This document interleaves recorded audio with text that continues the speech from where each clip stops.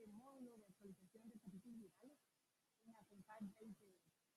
Es un placer para todos nosotros compartir todos estos conocimientos y todas estas actualizaciones. Este módulo viene de personas que están en el campo trabajando y que se actualizan constantemente.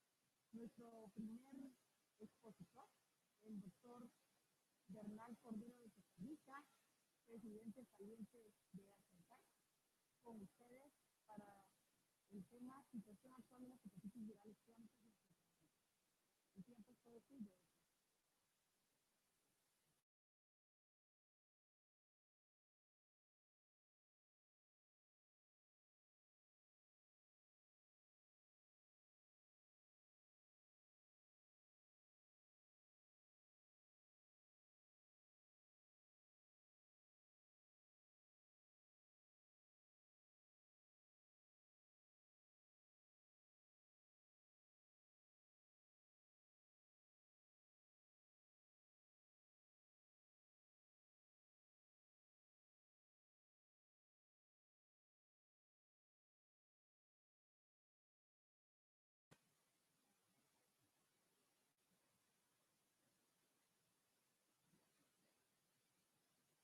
Bienvenidos todos.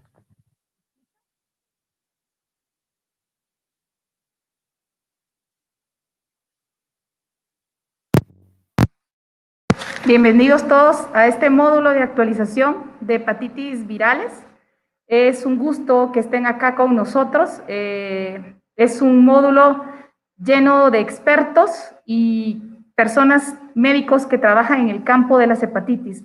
Sean ustedes todos bienvenidos. Iniciamos este módulo con el doctor Bernal Cordero, médico infectólogo de Costa Rica, presidente saliente de ASENCAI. Es un gusto tenerlo con el tema situación actual de las hepatitis virales crónicas en Centroamérica. Hola, buenos días a todos ustedes. Un gusto poder compartir este espacio. Una felicitación al grupo organizador, a Nancy, a mis amigos Joana, Rudy, que están moderando en este caso. Y aprovecho también la oportunidad para mandar un abrazo fraternal a todas las personas que han sido afectadas por los huracanes en toda nuestra región en estas últimas semanas. No, bueno, démoslo así, ¿no?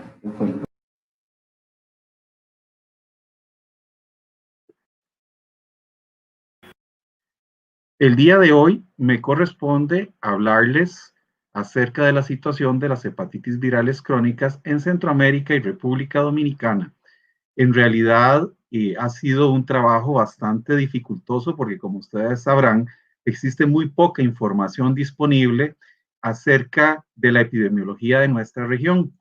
Yo quiero agradecer a la doctora Joana Samayoa y Diana Varela y a los doctores Rolando Cedillos, Carlos Quant y Francisco Evia, ya que ellos me colaboraron con información para poder hacer esta charla.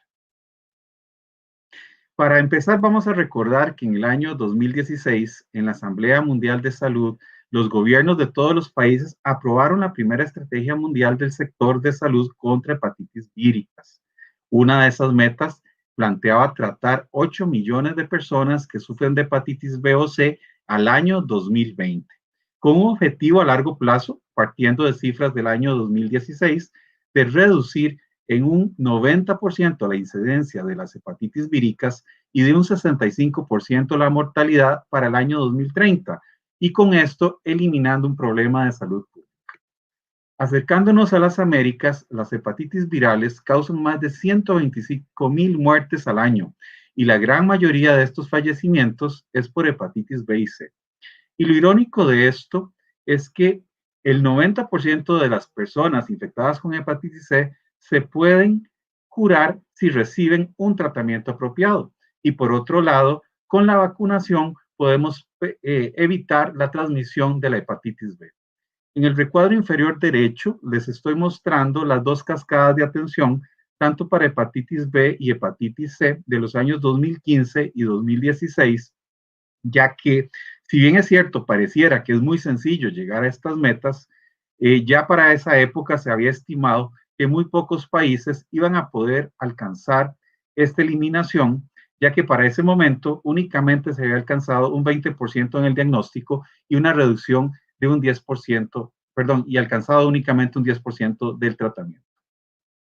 De tal manera que para conocer un poco la situación de nuestra región, ocupábamos información clave: cobertura de vacunación de hepatitis B, tamizaje de sangre, cero prevalencia, identificación de las poblaciones de riesgo y cuál es el acceso a diagnóstico y tratamiento. Con relación a la cobertura de vacunación para hepatitis B, tenemos que para el año 2016 OMS, OPS, publicaron estos gráficos que les estoy mostrando. Aquí, y esto se refiere a la cobertura de dosis al nacer de vacuna contra hepatitis B. Hay tres datos importantes. Primero, podemos observar cómo la mayoría de nuestros países se encuentran con coberturas entre el 80 y el 100%. El segundo dato importante de observar es que de toda la región, Guatemala es el que se aleja más de esta situación, reportando coberturas inferiores al 40%. Y el tercer dato importante de mencionar es que ustedes pueden observar que a partir del año 2014, y a pesar de haber mantenido cifras muy cercanas al 100%, Honduras hace una caída de su cobertura. Para el año 2020, OMS nuevamente hace una publicación y en este sentido podemos observar cómo la mayoría de nuestros países igualmente se mantienen en ese rango del 80 al 100% y Guatemala sigue manteniendo esas coberturas bajas. Si bien es cierto, hay una ligera tendencia al aumento, siempre la cobertura va a ser menor al 50%. Y esto se debe a que en este país esta vacuna no está dentro del esquema básico obligatorio. También es importante conocer la cobertura al año de edad con las dosis correspondientes para América Latina y el Caribe. En el cuadro al lado izquierdo pueden observar aquellos países con una cobertura mayor del 90% en un verde oscuro y con una cobertura menor del 90% en un verde claro. Y a la derecha podemos ver las curvas de nuestros países de la región, en donde la mayoría nos encontramos entre el 80 y el 100%. Igualmente es un tema muy importante conocer el tema de tamizaje en donantes de sangre. Para estos aspectos les estoy presentando en esta diapositiva en qué año se ha alcanzado la cobertura de tamizaje del 100% para detección de hepatitis B y C en nuestra región. Y ustedes pueden observar cómo para hepatitis B en el año 1999 se había alcanzado la meta de todos nuestros países y para hepatitis C en el año 2003.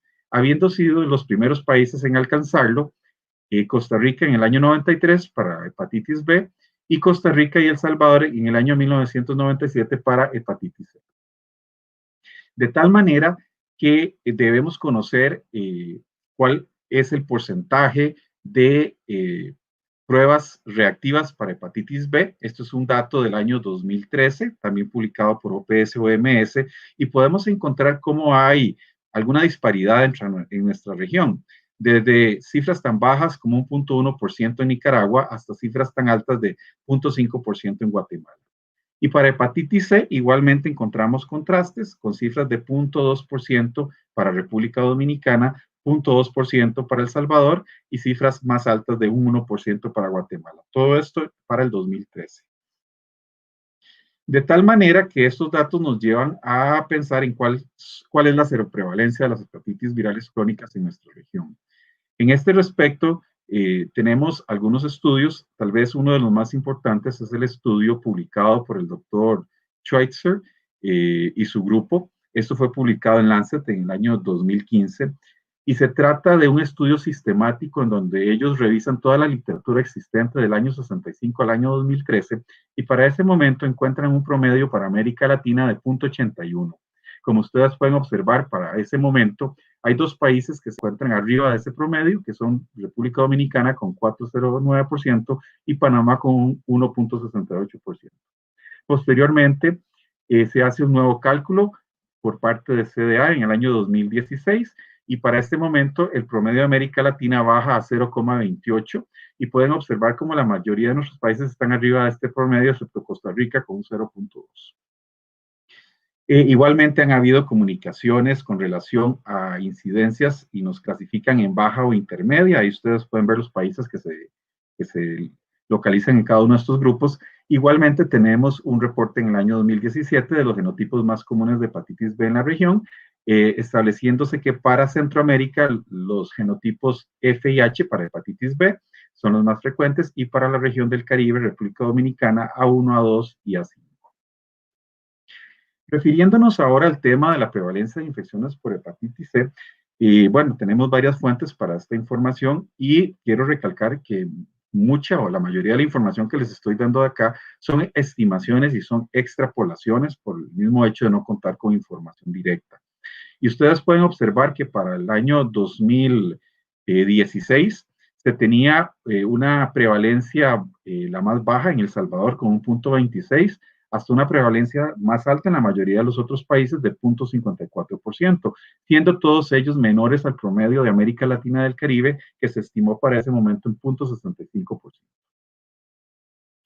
Y con relación al tema de los genotipos en nuestra región, ustedes pueden observar que para el año 2013 hay una publicación en Gastroenterology and Pathology en donde se estima que para ese momento tenemos una prevalencia de 1.6% con una estimación de 500,000 de personas, en donde se encontró que el 70% de los genotipos correspondían al tipo 1, el 21% al tipo 2 y el 7.1% al genotipo 3. 3 años después, OMS o OPS hace una nueva revisión, toma la fuente CDA y toma información de República Dominicana, El Salvador y Panamá y ratifican estos datos. Son prácticamente los mismos porcentajes. Caemos entonces en el tema de grupos de riesgo. Y al hablar de grupos de riesgo, como ustedes recordarán, han habido múltiples publicaciones para establecer cuáles son los grupos más importantes para hepatitis B o C. Se habla de pacientes privados de libertad, pacientes en diálisis, pacientes VIH, hombres que tienen sexo con hombres, mujeres trabajadoras sexuales, usuarios de drogas endovenosas, etc. Y tal vez de aquí lo interesante es cómo se ha ido modificando las estrategias.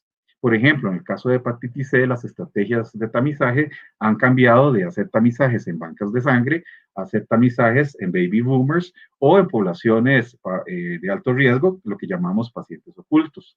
Para nuestra región, en realidad, como les he dicho, tenemos una poca información, es una información muy limitada, pocas publicaciones, pero trataré de compartirle lo que encontré y me compartieron otros colegas.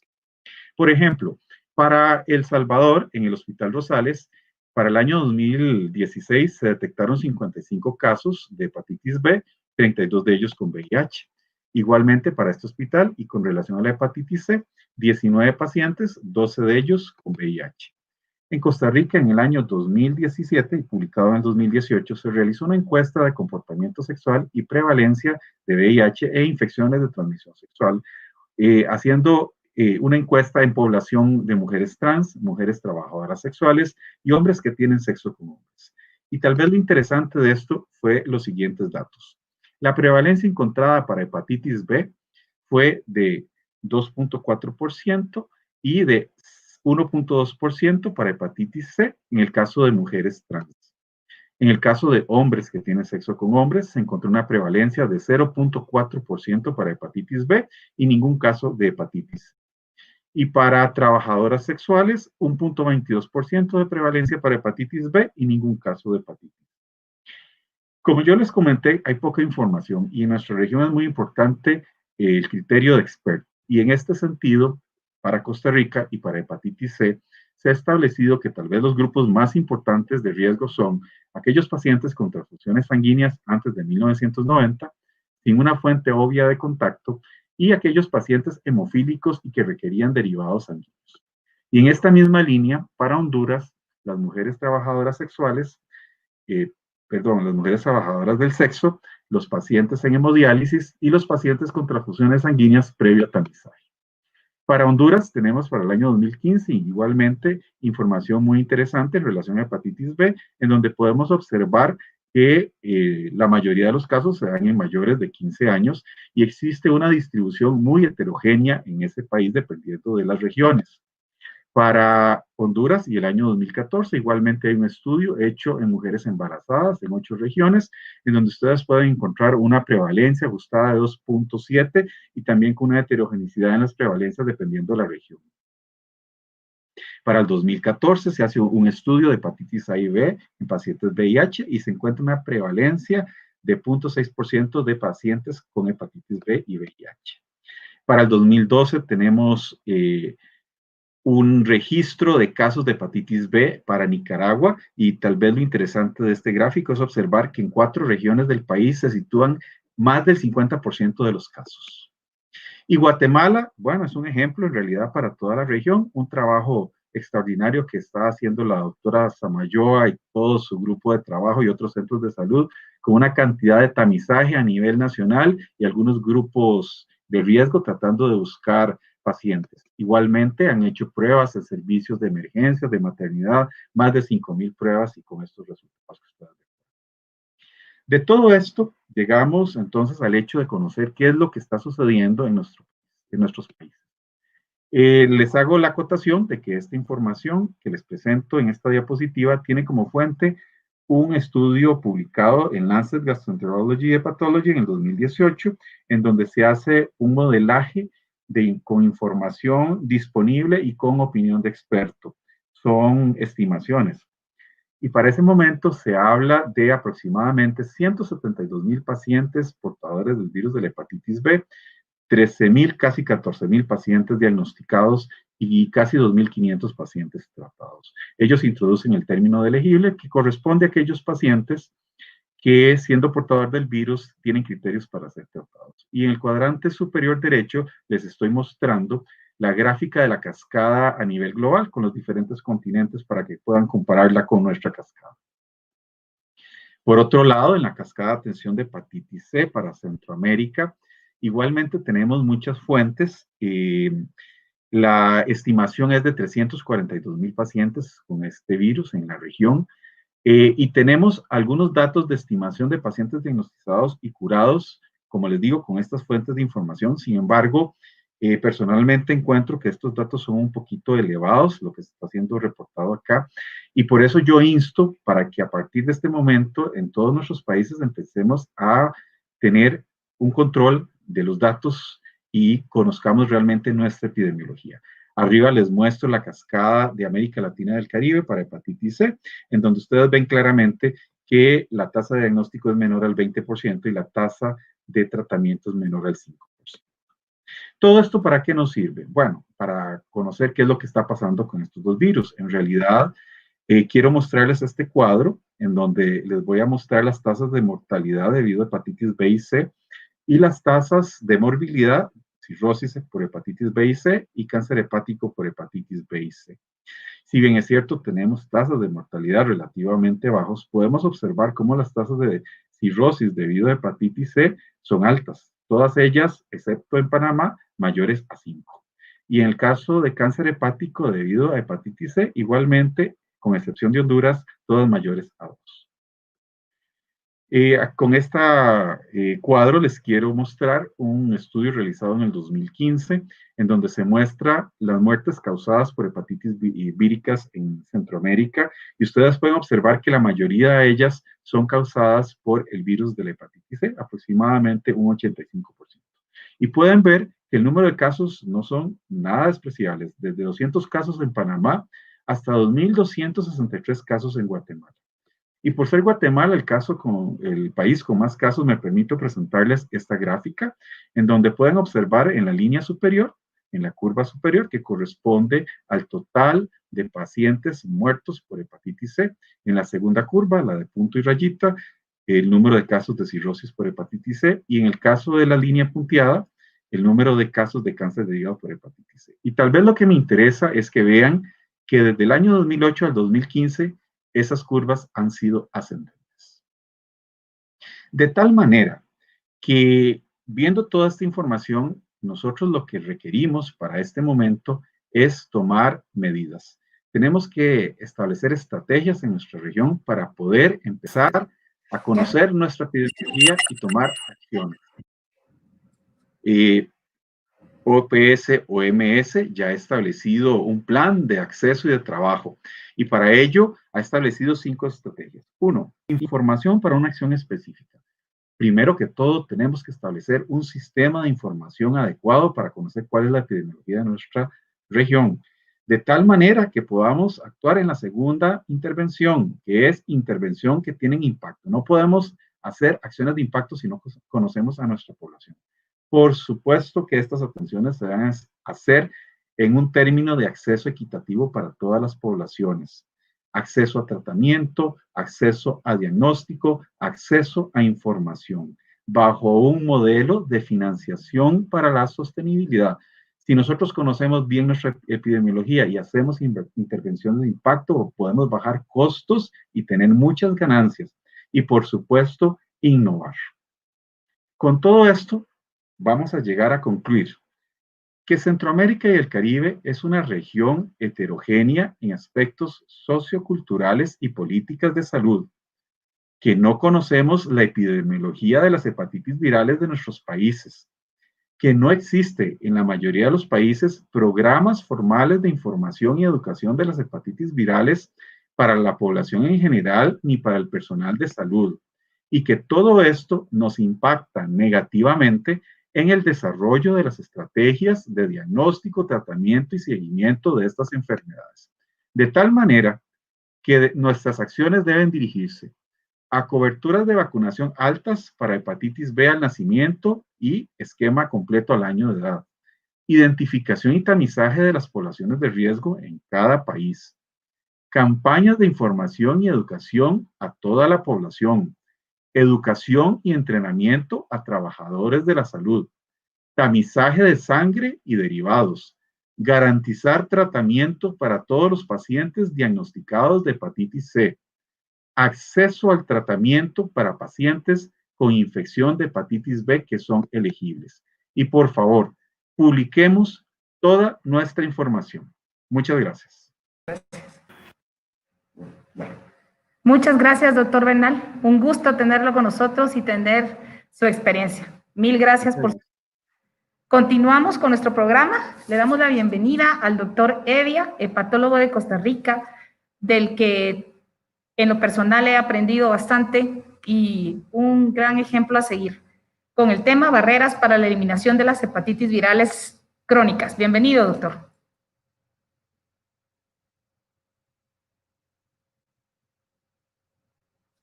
No tiene su micrófono.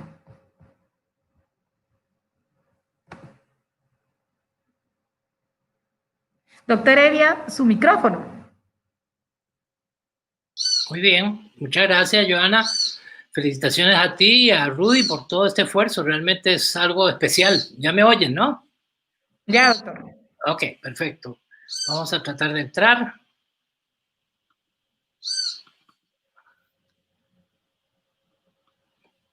Muy bien, ahí estamos, ¿no? Listos.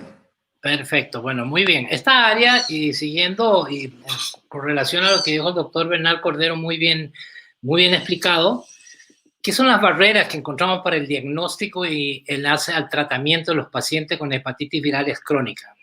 Yo voy a referir en general a todas las hepatitis que realmente estamos viendo, porque es importante que van desapareciendo algunas o se van solucionando algunas y otras se están dejando porque no las conocemos bien, porque no sabemos su epidemiología, y no solo se trata de hepatitis B y C, sino que debemos conocer algo sobre otras hepatitis virales crónicas.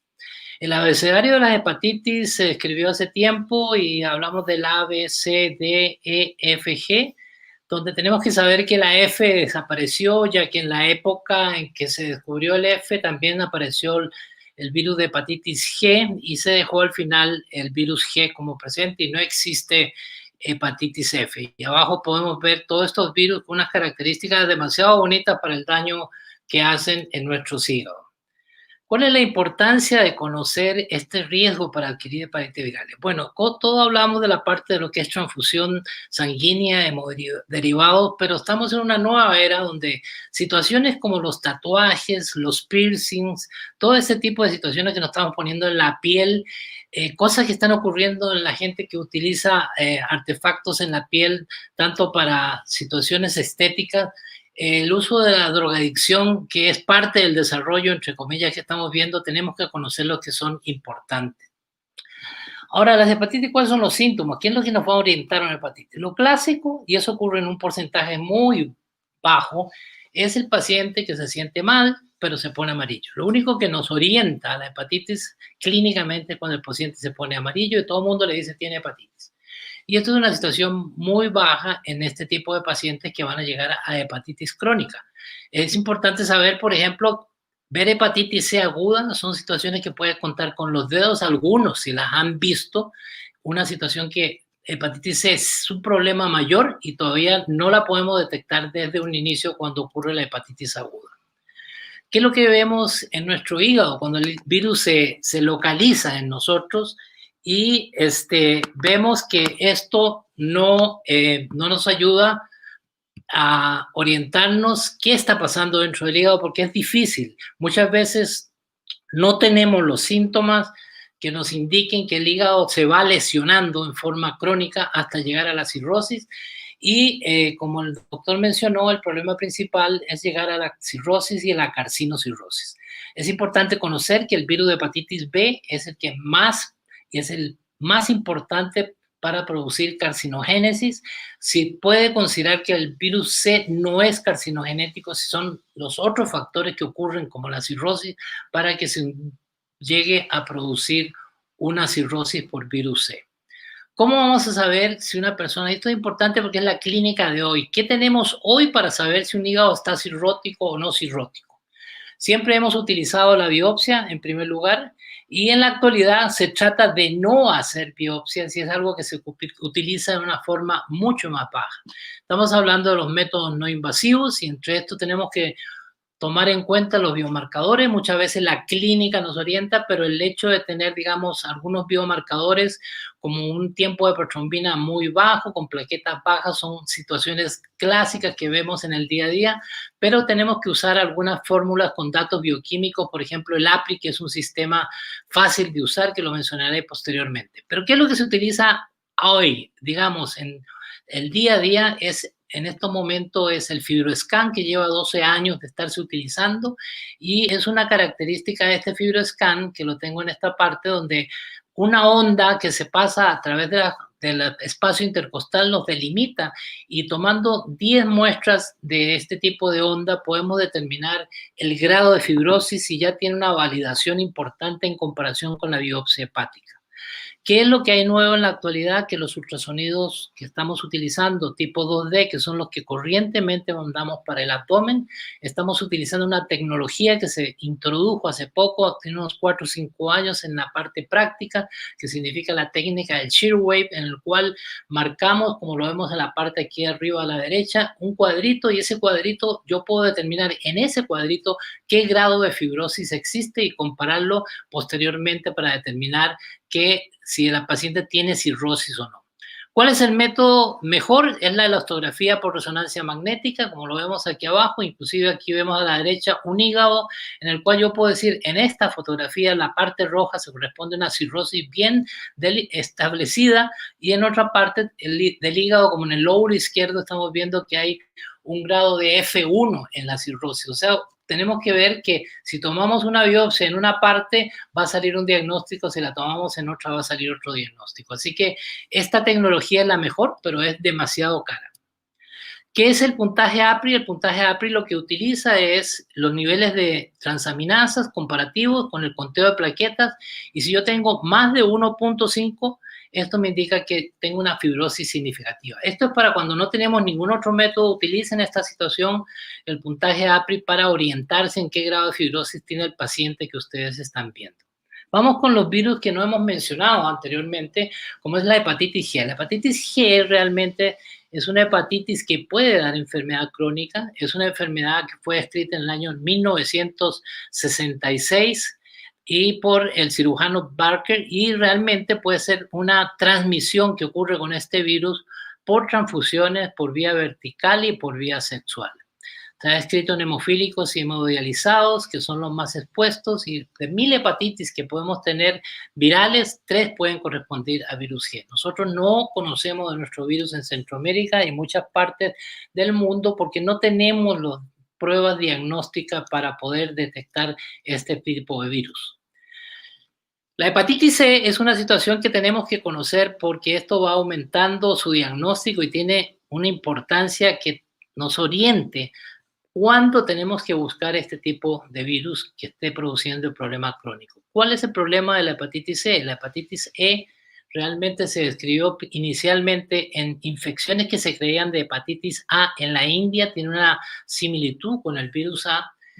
¿Cuál es el problema de este virus principal? Es que si una embarazada adquiere hepatitis C, va a adquirir principalmente una enfermedad fulminante con una mortalidad alta. Entonces hay que tener cuidado, sobre todo en los pacientes embarazadas, por este virus o estar cerca de este virus. Ahora, ¿qué importancia ha tenido este virus? En un principio se describió y no le dimos mucha importancia porque decían, no, nosotros no nos toca este tipo de virus, pero en la actualidad se ha ido determinando con la presencia de anticuerpos que existe en nuestras poblaciones latinoamericanas y en diferentes partes del mundo. ¿Cuál es el problema de esto principal? Algo que les va a doler a todos. Este cerdito que está aquí es ese jamón serrano que nos encanta a todos y que por la forma de prepararlo, hace que este virus E se mantenga en algunas de estos cerditos y cuando lo comemos lo adquirimos en esta forma y puede también ocurrir en otros animales que tenemos cerca de nuestras casas como parte que se ocurre en el campo. Puede transmitirse también este virus a ellos y nosotros adquirir por alguna de las carnes que comemos. Aquí arriba tenemos el virus de hepatitis E y abajo vemos nuestro enemigo actual, que es el virus del COVID-19, que es muy similar en su característica estructural. ¿Qué pasa con este virus en Latinoamérica? En Latinoamérica se ha descrito en Brasil un 4.9%, en Chile en donadores se encontró en un 8%, nosotros hicimos un estudio hace muchos años cuando obtuvimos en 748 muestras, encontramos una presencia de 2.5% de anticuerpos en diferentes poblaciones que fueron trabajadores de salud, donadores de sangre, pacientes histéricos con hepatitis que no era ni A, ni B, ni C. En embarazada encontramos un 4% y en áreas endémicas donde tuvimos hepatitis A, hicimos estudio en pacientes de esas áreas, encontramos un 4.8%.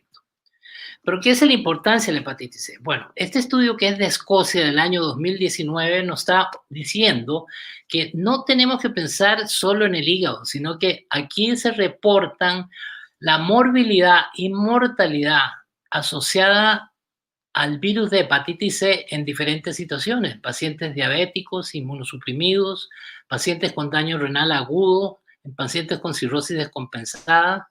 Y la más importante de estos datos es que tenemos que pensar en síntomas neurológicos que se presentan como hepatitis C. En esto tendremos el síndrome de Guillain-Barré, que muchas veces quedamos ahí, tiene un síndrome de Guillain-Barré y no sabemos a qué está asociado y muchos de estos han estado asociados a virus de hepatitis E.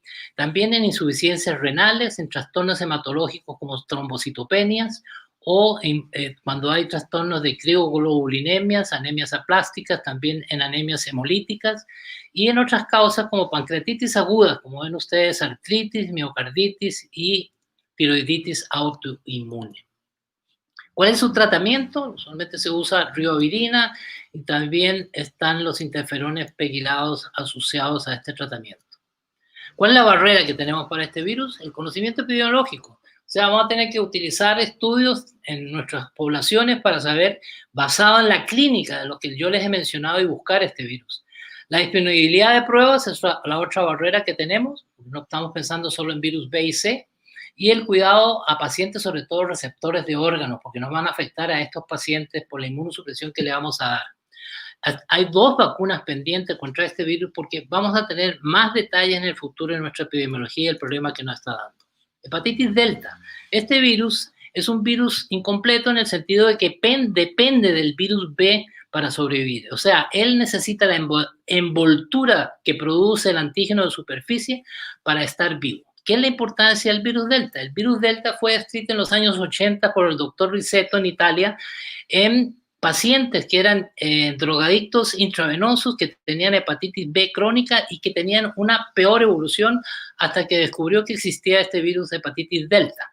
Es interesante que posteriormente se descubrió ya que existía, por ejemplo, en la Amazonia, en los indios Yucca de Venezuela, que utilizan muchos tatuajes, en Colombia también, en Sierra Nevada y en la Amazonia de Brasil. ¿Cuál es la barrera para el virus Delta? Bueno, determinar al menos un estudio con marcadores serológicos en los pacientes con hepatitis B crónico por país. Nosotros hicimos un estudio hace muchos años de 300 pacientes con hepatitis B crónica y encontramos solo un virus Delta presente, inclusive era un paciente mío que no tenía ninguna característica especial y nos sorprendió, y es el único paciente que hemos encontrado con este virus. Virus B que ya empezamos a lo que todos hemos conocido y vemos del día a día. Virus B tiene la ventaja que tiene cura, que es la vacunación, pero tenemos muchos pacientes infectados y la cura con el tratamiento no ha sido adecuada. Entonces el problema aquí es la vacuna, y la vacuna tiene, que ya el doctor lo mencionó, el doctor Bernal Cordero, el problema es saber si esto está siendo realizado adecuadamente en los países, porque esto tiene también la vacuna cadena de frío, que hay que tener cuidado en la forma que se pone, y estamos hablando de 3 dosis, que es una de las situaciones que tenemos con nuestros pacientes. ¿Cuál es el otro problema que tiene el virus B? El virus B, pues, que tiene varios marcadores, y en la actualidad lo que utilizamos para tamizajes en antígeno de superficie, pero se ha introducido también otro marcador, que es el anticor, que detecta pacientes que ya no tienen antígeno de superficie presente, pero tienen un anticor positivo, y esos pacientes tienen mucha importancia que nosotros los traigamos a nuestra clínica, los estudiemos y también les expliquemos que si ellos entiendan que en el momento actual no tienen virus B presente, pero si el día de mañana por alguna situación no adecuada son inmunosuprimidos, estos pacientes pueden activar el virus B, y eso sobre todo se debe hacer el estudio en pacientes que están inmunosuprimidos, tan simple como las colitis ulcerativas, enfermedad de Crohn y en todas las situaciones de los pacientes trasplantados. El virus B ha tenido una evolución en su tratamiento, posteriormente veo algunas conferencias relacionadas y en estos momentos no lo hemos solucionado, pero sí tenemos que tener en cuenta que se ha mejorado los protocolos. Nosotros hemos establecido un protocolo reciente en Costa Rica en la cual hemos escogido hasta el momento 3 opciones de tratamiento. Una es el tenofovir como primera en los pacientes crónicos. Si este paciente tiene alguna alteración renal o osteoporosis, hay que pasarlo a un nuevo producto que es el tenofovir alafenamida, que es el TAF, que nosotros hemos mencionado porque no produce ningún daño renal y tampoco produce ninguna alteración en la composición mineral ósea de los pacientes, y esto es una ventaja grande, y ya nosotros por lo menos lo tenemos disponible a nivel mundial, y es un producto bastante adecuado para este tipo de pacientes. Y la otra opción para los pacientes resistentes a tratamiento, a este tipo de tenofovir, entonces pueden utilizar el entecavir como una buena opción de tratamiento. ¿Cuáles son las barreras para el virus B?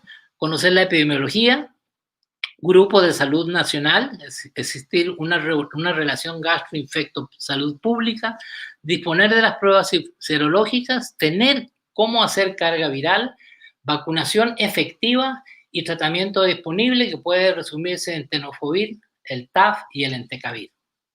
Vamos con el reto, el virus C. ¿Por qué es un reto? Porque ya se tiene tratamiento y la cura es bastante exacta y buena. ¿Qué es el problema del virus C? Que los tratados son muy poquitos, como vemos aquí en la punta, los diagnosticados un poco también bajo, y los desconocidos una gran cantidad de pacientes que no tenemos. ¿Qué es la importancia de este virus? Bueno, este año se le dio el premio Nobel a los descubridores, digamos, de este virus, y tiene su gran mérito, porque es un virus, yo no he habido en la historia de la medicina un virus que en el momento de que desde el año 90 no teníamos ningún tratamiento, a tener actualmente ya en el 2016 un tratamiento efectivo casi del 100%. Como hay un tratamiento efectivo, estamos con alguna serie de compromisos, como los veremos aquí, que es curar a los pacientes, pero que todos puedan tener la opción, y para eso necesitamos mejorar nuestra situación. ¿Cuál es el problema del virus C en la epidemiología? Que el 70% de las hepatitis crónicas es la causa producida por el virus C. Tenemos que también es el 36% de los casos de cirrosis en algunas poblaciones. Es la primera causa de trasplante hepático, aunque ya ha ido subiendo en Estados Unidos lo que es el obeso diabético. Es el principal factor de riesgo antes de 1995, el hecho de tener transfusiones sanguíneas, que es la situación que nosotros hemos encontrado en Centroamérica. Y en la actualidad, la fuente actual son el uso de drogas intravenosas. Es una situación que va aumentando y es una situación que tenemos como problema. Hay un 10 a 18%, y le mostraré otros datos posteriormente, que no tenemos identificación de un factor de riesgo. Y esto ya lo mencionábamos antes, porque hepatitis viral por primera vez en la Organización Mundial de la Salud se toma como problema. En el 2016 se plantea ya, después de un estudio global de muerte del 2000 al 2015, donde vemos que la hepatitis viral como causa de muerte vamos para arriba en comparación a lo que es HIV, malaria y tuberculosis. Esta situación la vemos con 71 millones de pacientes con virus C, en la cual hay una coinfección de 2 a 7 millones con HIV. Entonces, las metas, como se han mencionado por la Organización Mundial de la Salud, para el 2030 existe un concepto de eliminación de la hepatitis C. Varios países han hecho varias presentaciones y algunos planes ambiciosos, y nosotros nos hemos metido en estos planes ambiciosos porque tenemos que hacerlo así para poder movernos, estimular a la gente. Tenemos cura, hay que llegar con esa cura a nuestros pacientes, y esto en el 2018 lo plantamos para Centroamérica. Hemos hecho 3 foros centroamericanos. Aquí están las personas que están presentes, muchos de ustedes que están en este congreso han estado y estamos activamente participando. El último foro fue el 14 de octubre del 2020 y hemos hecho este eslogan en un chat que tenemos, en el cual pues este año se ha disminuido la actividad por culpa de nuestro enemigo el COVID, y en Costa Rica hemos establecido un plan que lo hemos presentado a nivel de salud del Seguro Social y a nivel del Ministerio de Salud de nuestro hospital, de nuestro país, en el cual establecemos un plan ambicioso de eliminación en 5 años para el virus C en Costa Rica. Nosotros hemos estado en una 4ª etapa de tratamiento para el virus C, donde hemos visto una erradicación, pretendemos en 5 años que se elimine, no esperar los casos, hay que buscarlos, un acceso al anticuerpo por el virus C, que lo mencionaremos más adelante, y también buscamos que este tratamiento desde 2018 nosotros ya hemos obtenido el Epclusa, que es un pangenotípico de excelente acción. Tenemos que tener en nuestra mente que muchos pacientes no saben que tienen infección por virus C. Más del 75% de la población con virus C no sabe que la tienen. Ya el doctor, mencionó cuál es la meta para reducir a un 65% la mortalidad por virus C. Tenemos que hacer un 90% de diagnóstico y un 90% de reducción, y esto nos va a permitir que por lo menos el 80% de nuestros pacientes puedan ser tratados. Entonces estamos definiendo algo que hay: mejor detección, diagnosticar y referir. ¿Qué es la importancia que tenemos que tener en nuestra mente? Muchos pacientes con virus C tienen manifestaciones extrahepáticas. Aquí a la izquierda les presento una serie que es la crioglobulinemia mixta, que es la más seria que tenemos, pero existen otras alteraciones como el síndrome de Zika, el Sjögren, desórdenes linfoproliferativos como el linfoma de tipo B, la porfiria cutánea tarda, la neuropatía y la glomerulonefritis linfoproliferativa y la vasculitis. A mano derecha vamos a ver algunas que son frecuentes, como la enfermedad tiroidea, el líquen plano. Un minuto, doctor. ¿Ok? Para decir que tenemos que utilizar estas formas para llegar al tratamiento, que es en forma rápida, y tenemos que optimizar nuestro tratamiento y seguir a los pacientes cuando son tratados. Cuando nosotros utilizamos diagnóstico, vamos a usar serologías y algunos datos para vía molecular, y muchos están haciendo las pruebas rápidas que pueden ser de saliva, el molecular, que es difícil, pero podemos utilizar también otras pruebas como son los antígenos. ¿Qué es la más importante de nuestro momento? Es que disponemos de 3 tratamientos de primera línea que son pangenotípicos. La efectividad que hemos encontrado con este tratamiento ha sido del 100% en el último estudio que hicimos con lo que hemos usado, el Belavir y el Sofosbuvir. Y esta meta de llegar a la eliminación la están cumpliendo pocos países. Vemos España y Francia en primer lugar, pero los otros países están muy lejos de llegar a esto. Entonces, las barreras para el virus C, tenemos que tener grupos de trabajo unidos.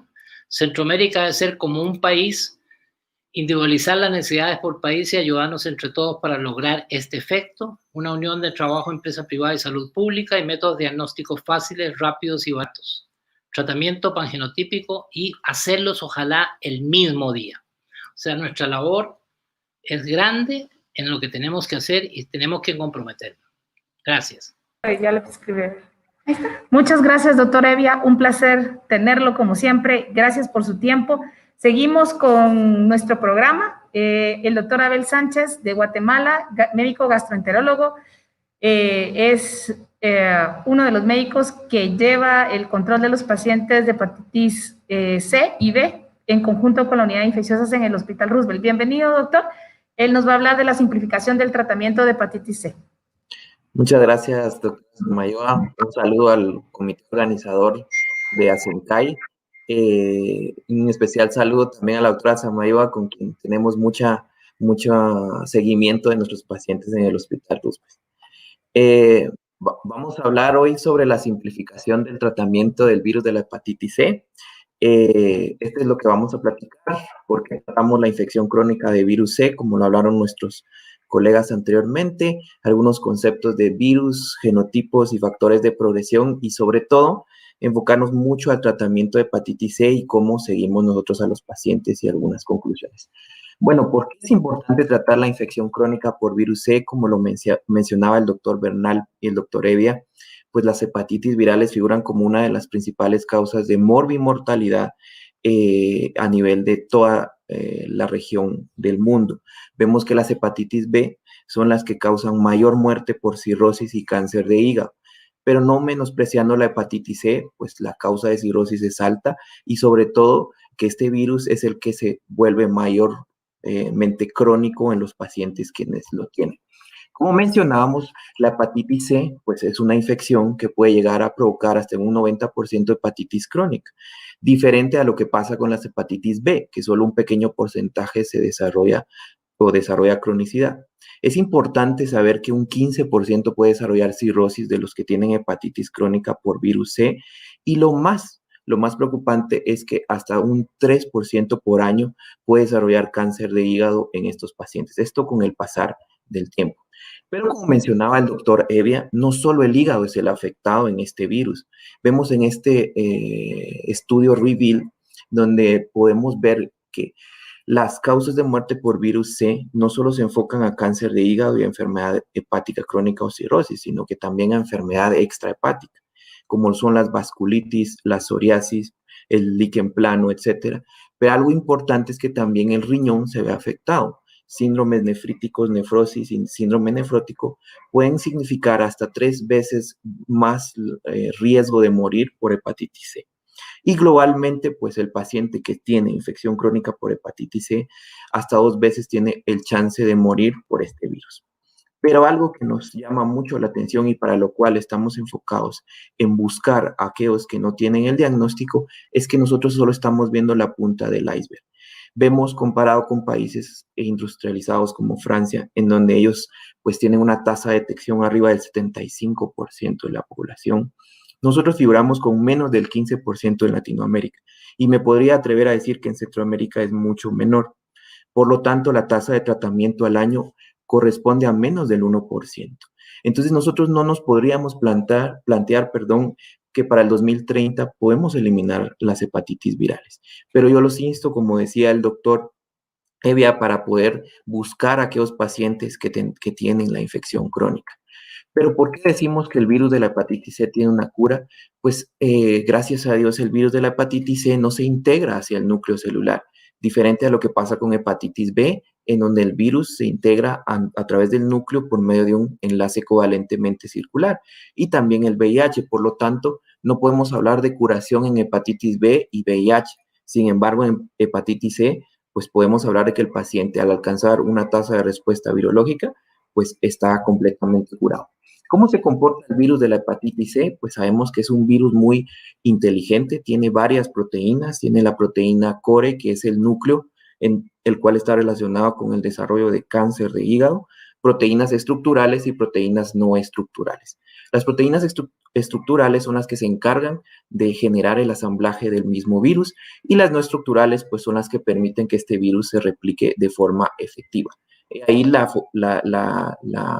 el objetivo de dar los antivirales de acción directa.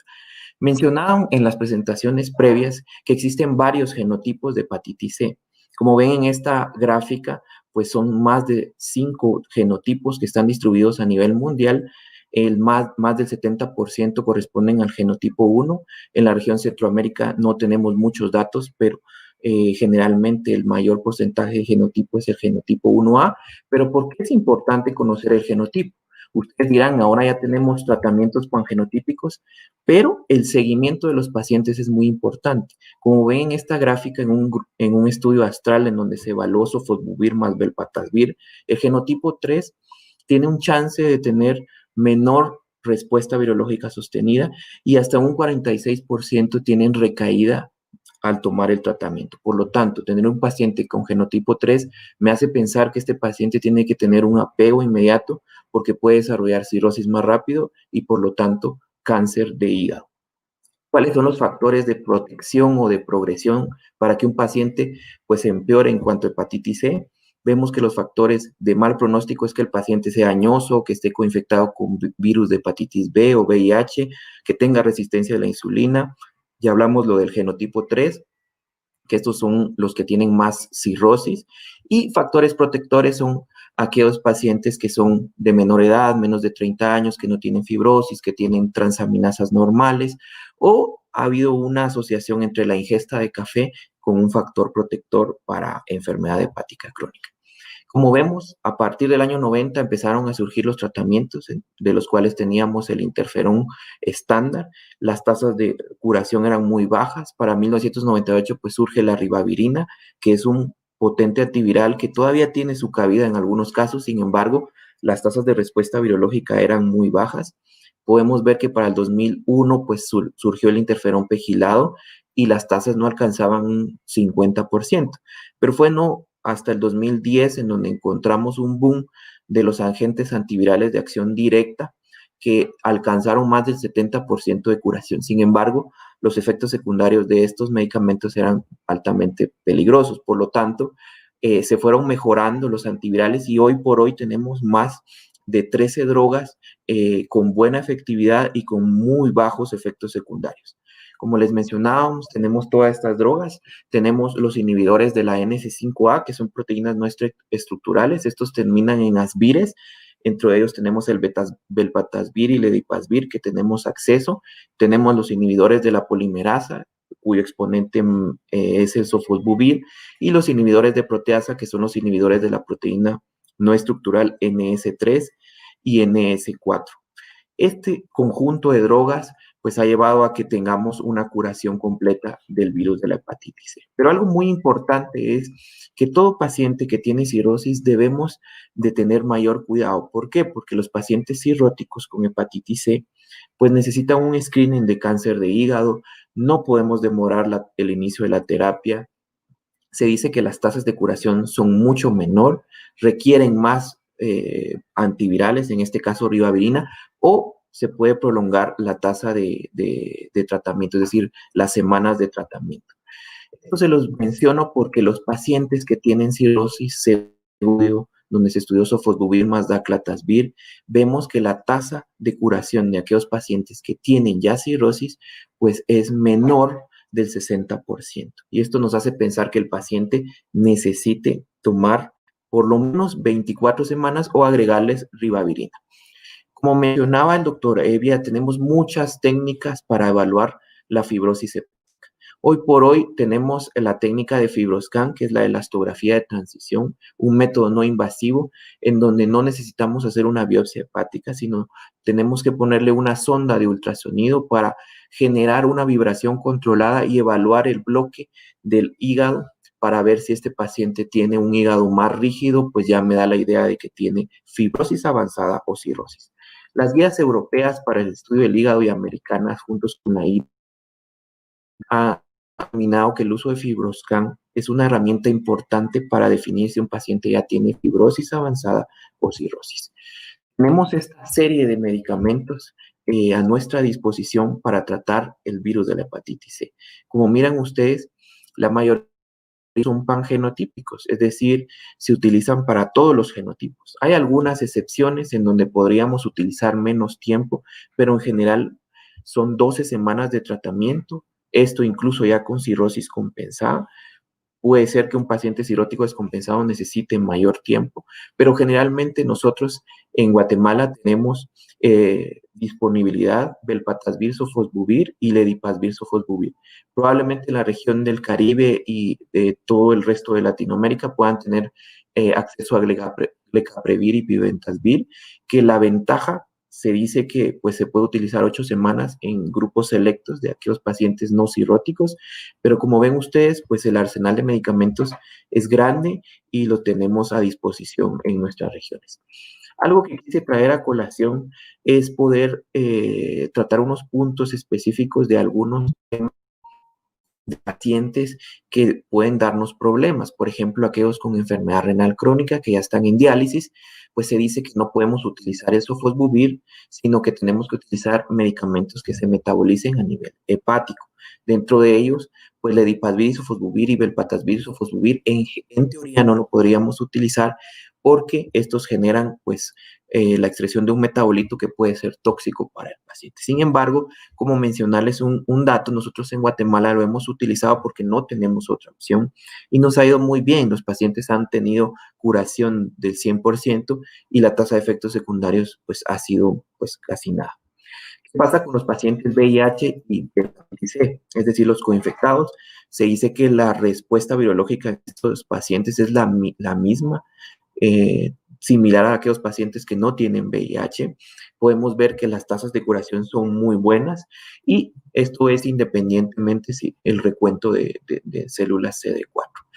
Esta es una comparación de dos estudios, estudio ION, en donde evaluaron Ledipasvir, Sofosbuvir, y como ustedes pueden ver, los pacientes que solo están infectados virus de la hepatitis C y los coinfectados con VIH pues tienen similares tasas de curación, por lo tanto no tendría que haber ningún problema. Lo único que tendríamos que ver es si existe alguna interacción con algún antiviral que se esté utilizando para el paciente con VIH para poder no utilizar ciertos antivirales de hepatitis C.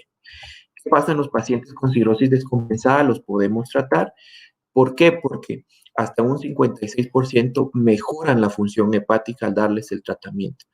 Esto lo debemos de manejar con cuidado porque si el paciente tiene una sobrevida menor de 6 meses no podemos dar el tratamiento porque pues puede ser que hasta en un 23% estos puedan deteriorar su función hepática. Por eso tenemos que identificar los pacientes que se beneficiarían del tratamiento, pero sí podemos utilizar los antivirales en pacientes cirróticos con Child-Pugh B o C.